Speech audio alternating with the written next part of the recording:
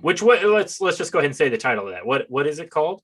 Okay, the title is Tiger Boy Versus. Okay, And that's what I thought. And then every issue is a different fill in the blanks. Tiger Boy versus the world. Tiger Boy versus the Tiger Lord. Okay. The third issue, which I'm working on right now, is tentatively called Tiger Boy versus the Mecha Men and the Tiger Ninja Death Squad. I love it. I'm totally on board. I think that's a good idea for a title. First of all, yeah, you know, it's a little confusing, but I'm gonna put numbers on the comics so it makes sense to people. So that helps. Yeah. No, I like it. Again, that's just that just that pure creative anarchy. I think Tiger Boy Versus is perfect, and then just each issue. It makes sense to me. Like you don't got to explain it, but but I know it's a little bit confusing. But yeah, but I wanted to make sure. Yeah, yeah. So it really helps that I got the iPad that I lug it to work every day and always have it with me. So if I had 20 minutes, at the getting my oil changed, I can just sit down and take your time. I'm just please take your time. I can draw a face and be happy with myself.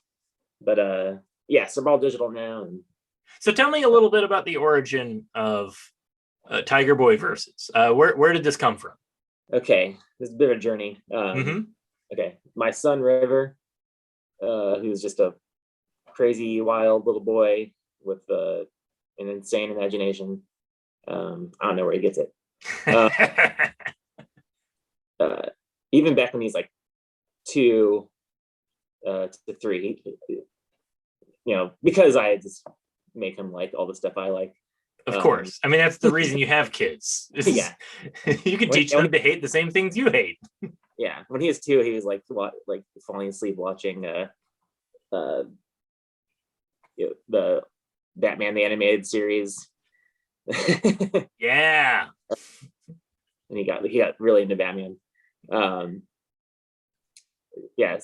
So when he was 3, we always have these just crazy imagination playtime adventures. We're making up characters and powers and throwing each other around being silly.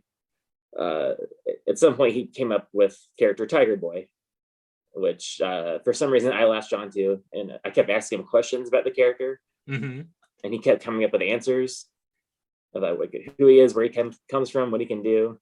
And usually he'll kind of move on to something else, but he just kept talking about this one character, and I started taking notes. Come again? Yeah. So for like a year we were making up stuff just on our own,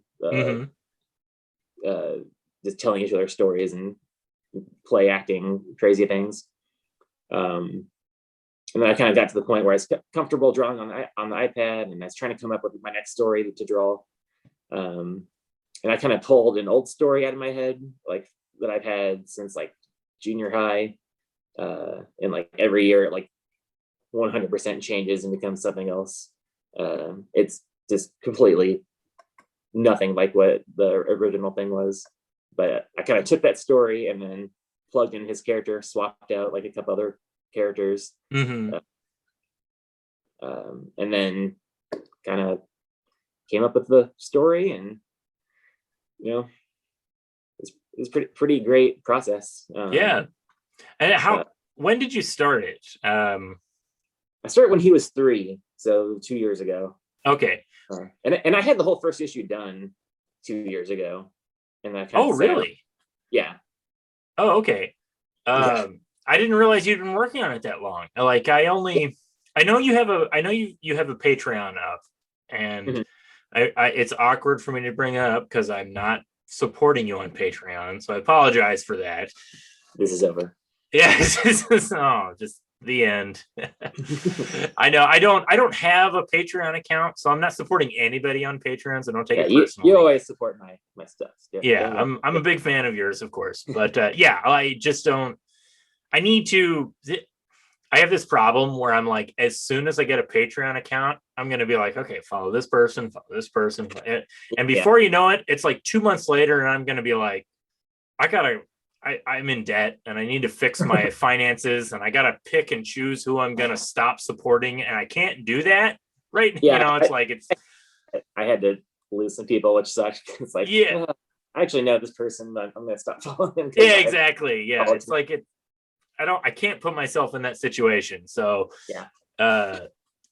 It's awkward, but no. I know I've seen you. I know you have a Patreon, and I know you've been posting Tiger Boy to that. But how long have you been doing that? Has it been? It has been just a few months. Okay. Yeah.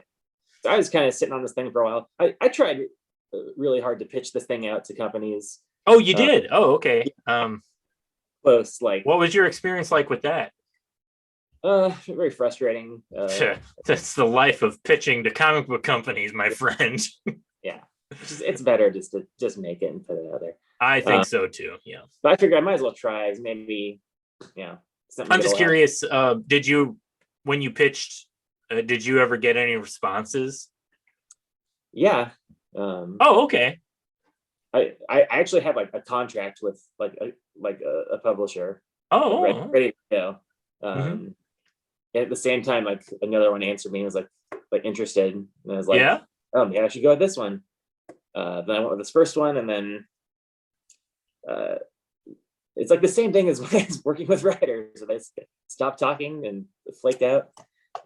Yeah, that's the guy I was talking to, I'd email him, and then I'd be okay, let's do this. Let's get it going. I'm ready to sign this contract, and then he wouldn't get back to me for like a month. And every time he's like, sorry, I'll get back to you tomorrow. And then another month or two goes by.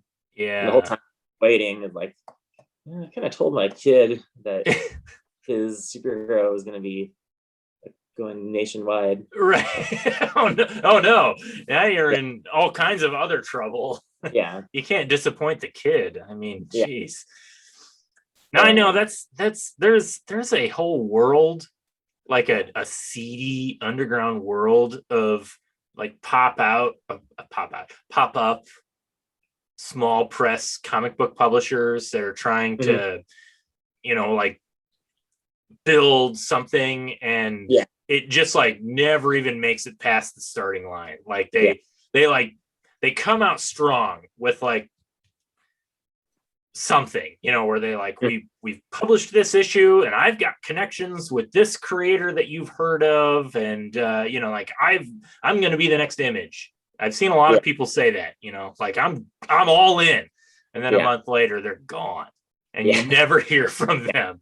And it's like, man, what was the plan? Like what was the plan? Was there like an ulterior motive that I can't even conceive of? Like, did you succeed at something that I'm just like not even? I've seen it happen multiple times, I'm sad to say. But so, which is why I echo your sentiments of just, unless you're dealing with somebody who is in the pages of like previews. I mean, it's awkward for me to talk about like Diamond Distributors right now, because they're already like, so much turmoil with Marvel and DC leaving them. But like, unless it's like a name, like a real name, I think it is just better to just do it yourself.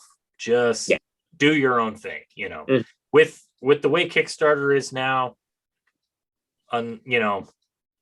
Unless you're at like Dark Horse or Boom Studios or Dynamite, there are a few others.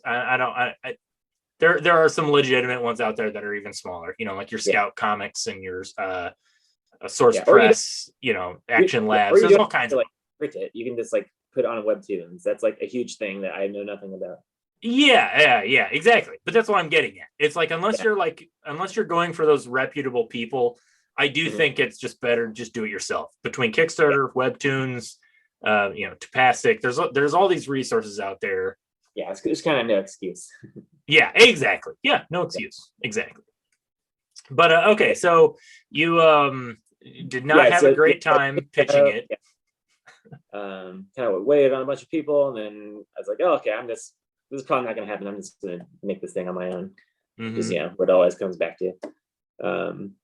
So I made it, and then I went ahead and started making the second issue. I was still kind of waiting on like other people getting back to me. And like halfway through the second issue, that's when I was like 100% like, okay, this is all me.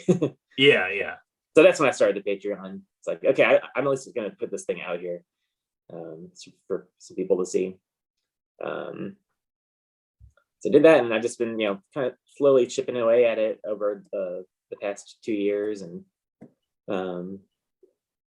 I got to a point where it's like, well, I have these two issues done. I like printed them out like on crappy paper, and like, my kids have read them like 100 times. Yeah.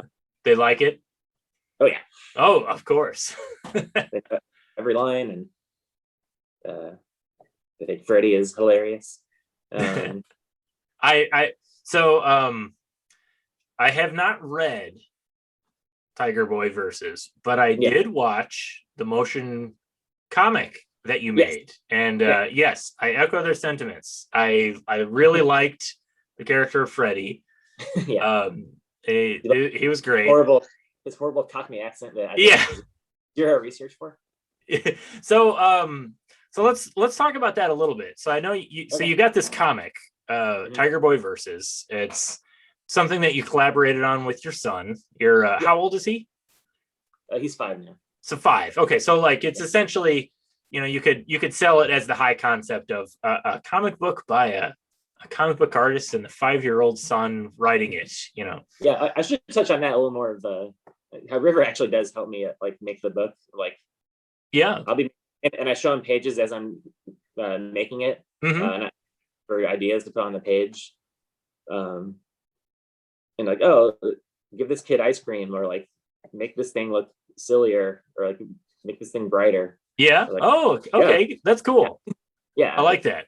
Yeah, and actually the whole first issue, like the whole there's like an 18-page action sequence. That was like he helped me plan it out with toys. Oh yeah, because we were also super into playing with like the little superhero toys. So I planned out a whole action sequence with that, and that, and he just helped me come up with crazy ideas. And as I'm coming up with like little stories, I'll like, before I thumbnail it out, I'll tell him like this to this happens, and wait for his input, and he's like comes up with the most ridiculous thing, and I tone it down by about 30%. Yeah, exactly. You got to make it fit on the page, Yeah. It's like, for all this thing, I can't. If Tiger Boy jumps to the moon in this panel, then I have to keep that in mind for the rest of the series, that he can just suddenly jump to the moon. Right. Yeah. But that is little kid logic. Yeah. Yeah. But so you got to temper it a little bit, Yeah. I got to tone him down just a tiny bit. That's really exciting. I did.